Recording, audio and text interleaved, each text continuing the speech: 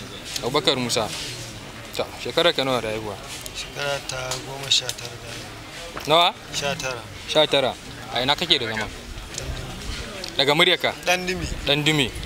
To ga ka hannun 'yan sanda. Ga ka kuma babban headquarter 'yan sanda reshen jihar Katsina. Ko za ka iya gaya wa masu kallon mu sauraron mu me ya jawo haka? Domin Allah domin Annabi.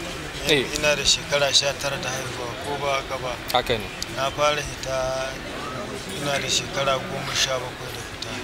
Ina zuwa Lagos ina neman kuɗi ina dawowa. A cikin shekara ta 18 na aure. Bayan na yi aure na zanna da matata wajen wata 5 haka sai Allah ya bani iko na koma Lagos da zama.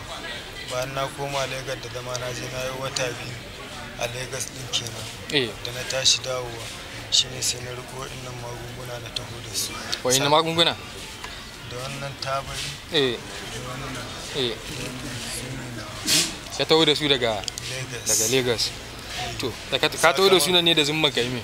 Na taho da su da niyyar domin Allah kamun in koma saboda watannin da na yi da matata ban daɗe da aurenta ba ko ba haka ba. Na dawo da ne idan na ƙara daɗewa ne kakata a nan garin Dan Dume kenan zan kasuwa da wannan maganin. Idan ne kasuwa da wannan maganin aka gama cin kaka Allah ya taimaka na samu abin da na samu a cikin shi zan yi ƙoƙarin kama wata sana'a a da zummar da na taho da shi kenan.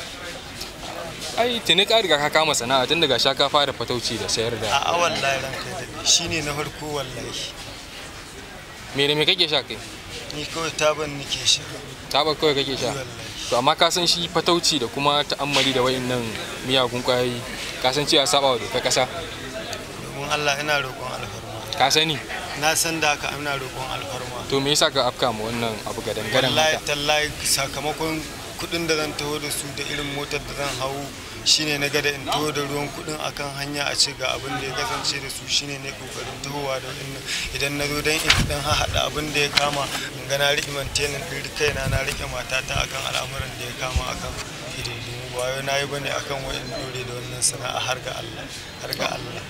Mun gode. Malam ya sunanka? Ce